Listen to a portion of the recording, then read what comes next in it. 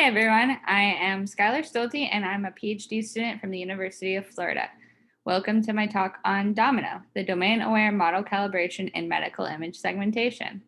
So to get started, modern deep learning has been achieving increasingly high accuracy scores, as can been seen on screen through the ImageNet challenge. However, calibration is often ignored entirely, whereas our project hopes to achieve very high accuracy while also obtaining very good calibration. Calibration is critical to trustworthiness and reliability in high-risk applications such as medicine. So deep learning calibration specifically refers to the idea that confidence equals accuracy.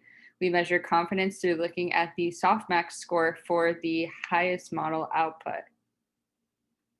So the way you plot calibration as confidence versus accuracy specifically is accuracy by bins. So you bin all data points with a certain confidence score and calculate the accuracy within that bin. For example, if there are 10 subjects that fall between 0 and 0.1 confidence, and you've gotten one of those subjects correctly, you have a confidence of 0.1 and an accuracy of 1/10.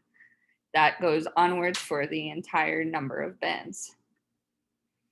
So why this is important in medicine. When the model is calibrated, you can actually see what your probable rate of false diagnoses are. For instance, in a calibrated model, for every 100 individuals who are diagnosed as healthy with a 99% confidence, we may diagnose one clinical positive. So when there is a 51% confidence, every 100 individuals with this score actually show 49 clinical positives. So this is a lot of people that we've gotten wrong that needed treatment. So to sum that up, an uncalibrated model treats two people that have gotten a diagnosis of negative the same, whereas in reality, clinical practice, you don't always have accuracy scores that are always fully accurate. Potentially someone's state has changed since their last test or so forth. So a calibrated model gives you more information by saying, treat the first subject first because they have a higher rate of us having gotten the diagnosis wrong. The other aspect other than trustworthiness in calibration is reliability. So deep learning models are notoriously unreliable on out of distribution data. This refers to any data that is unlike your training data in distribution. So in segmentation, this could refer to rare tissue types like a tumor, quality differences like images with motion artifacts, and anatomical differences between subjects. So segmentation provides a very good opportunity in calibration because it's the same as classification in terms of analysis, but you actually have pixel-wise classifications. This means that there are more data points to look at with a smaller total subject size. In addition, in segmentation, uncertainty can actually improve accuracy due to the fact that the most uncertain regions are the tissue boundaries. So specifically our loss concept for how we're going to improve calibration.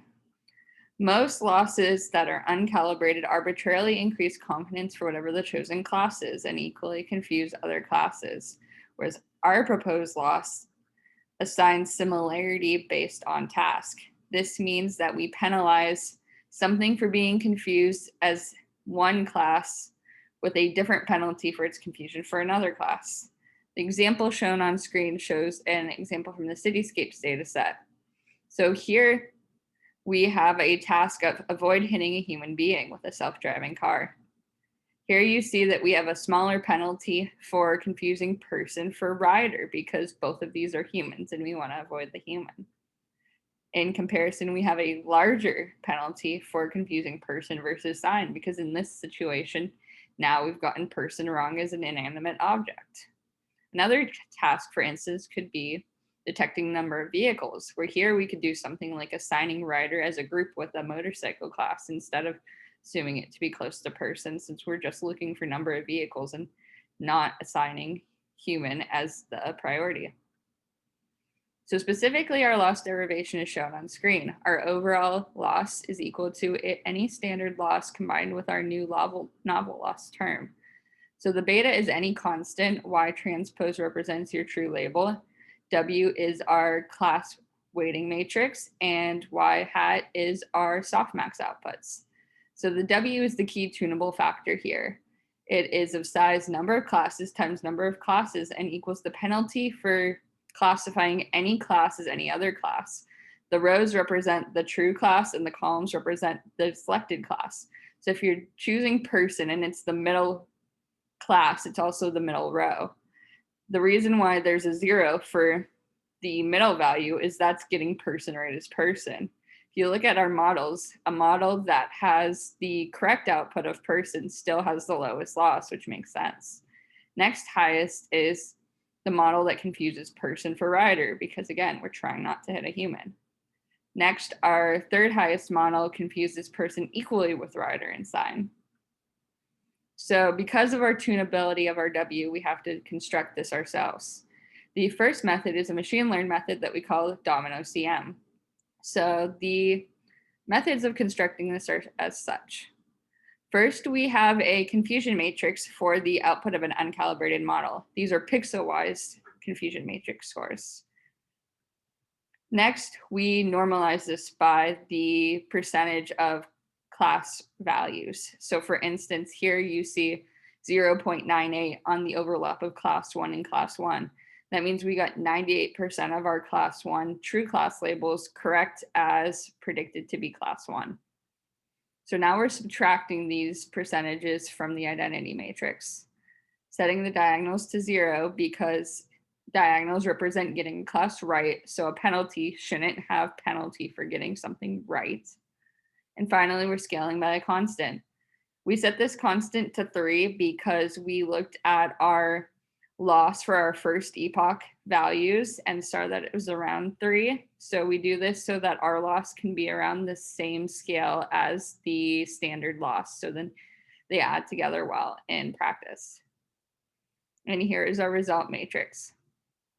So next we're looking at the hierarchical class method. This is an expert learned method in which we take overarching hierarchical groups and group our classes as such. So you manually lower the penalties within each of these groups, which is why you get a symmetrical matrix. So our results thus far show that our confusion matrix method has better regional accuracy as defined by the top n scores. In comparison, our visual results show that our expert guided method, DOMINO HC, gets the better boundary detection. You can see that the region of gray matter CSF boundary is particularly the most detailed in our HC method. So recall for calibration, curves diagonal is perfect. The CM and the HC method go back and forth on which tissue is the most calibrated. So they are always better than the base method though. In future examinations, we'll be looking at combining the strengths of both methods to be most calibrated in every tissue. Here are the other tissues.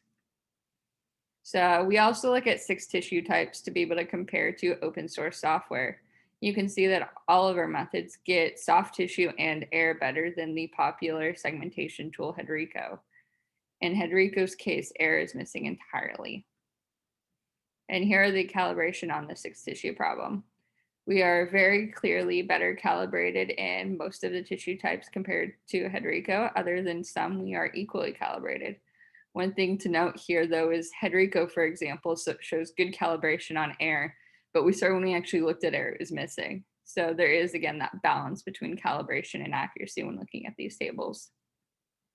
So in conclusion, we developed 2 domino methods, DOMINO CM, which is better at regional accuracy, and DOMINO HC that's better at boundary detection. The model improves calibration without sacrificing accuracy. In addition, we've already shown that our results are generalizable to the public cityscapes dataset, which will be important in establishing our method as a default calibration method in the future. So here are my acknowledgements for my collaborators and funding. Thank you all very much. And our poster session will be session 7, which will be tomorrow. Thank you.